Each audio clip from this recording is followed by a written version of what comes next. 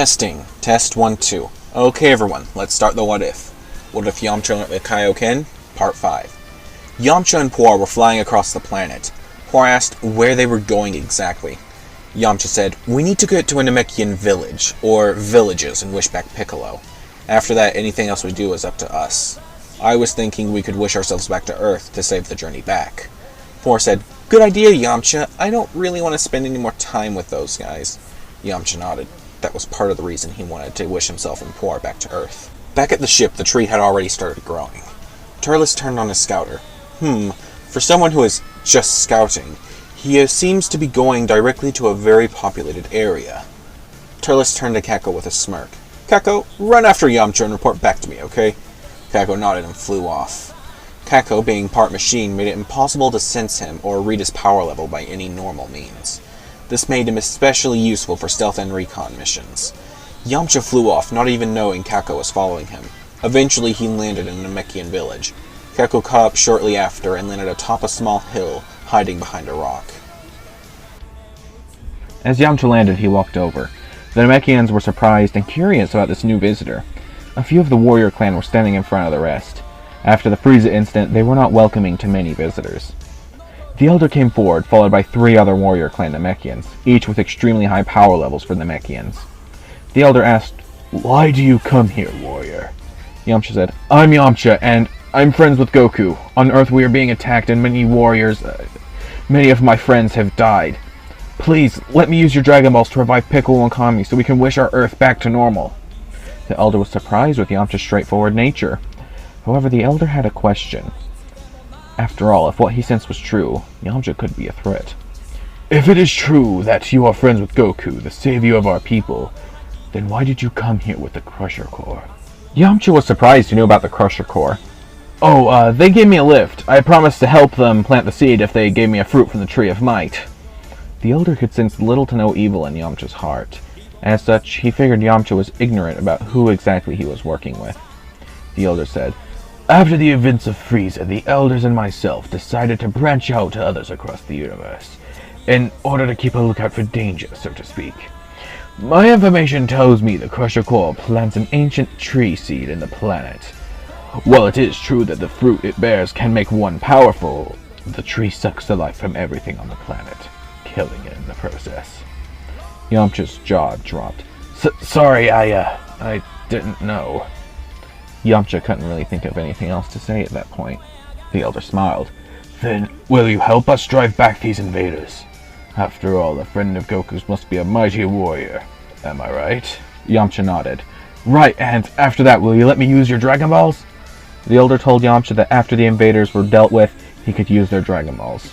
Yamcha nodded and turned to fly to the ship, but he stopped himself.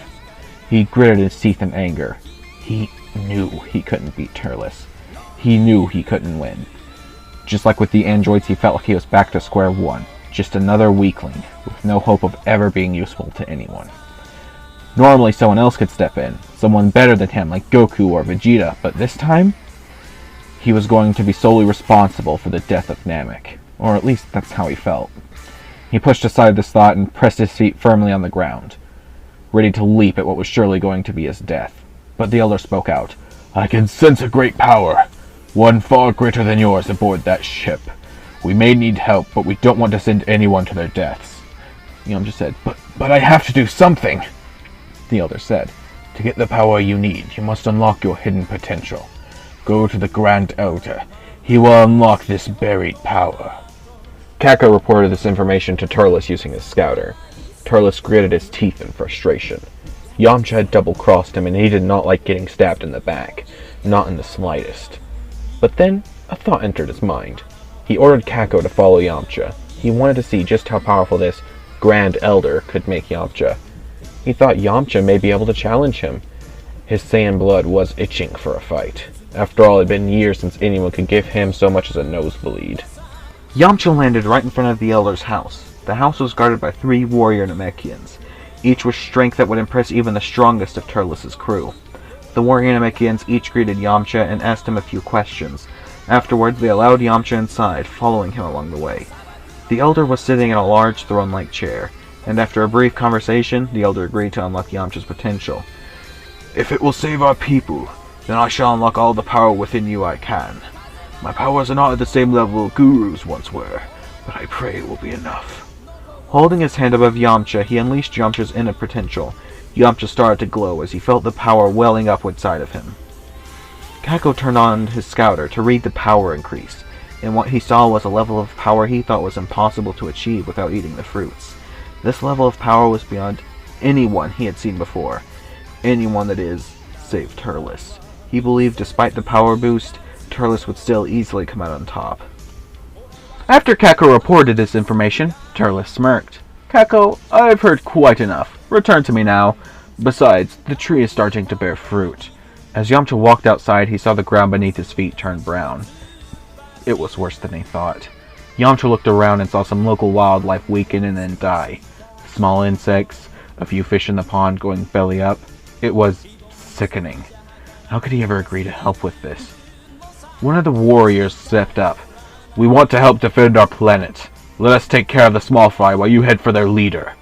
Yamcha smiled. He was a bit surprised. He said, thanks, I guess. Yamcha flew off. It felt weird being the one to lead the charge like this. Puar stayed with the elder as Yamcha left. Turles waited for Yamcha and turned on his scouter. It appears Yamcha is being followed by about 3 other power levels, around 300,000. Turles smirked to himself, and even laughed a bit. Amond, Daiz, Caco, get ready for a ride. Rasin and Lakasei, go inside the ship and prep it for launch. We won't be staying here much longer. Everyone immediately followed Turles' orders, and as the Namekians arrived, Turles' crew charged forward, keeping up with most of them. Yamcha flew past all of them and arrived right in front of Turles. Hey, Turles! Yamcha tossed off his weights and slammed his fists together, as the shockwave formed and rustled around the leaves of the tree. Let's dance! Turles chuckled and got into a fighting stance. Oh, by all means. Well, anyway, I think I should end this video. I know it was a little short, but trust me, I'm going to try to make them longer in the future if I can get like a phone number to verify it. But anyway, good luck with tomorrow and every day after.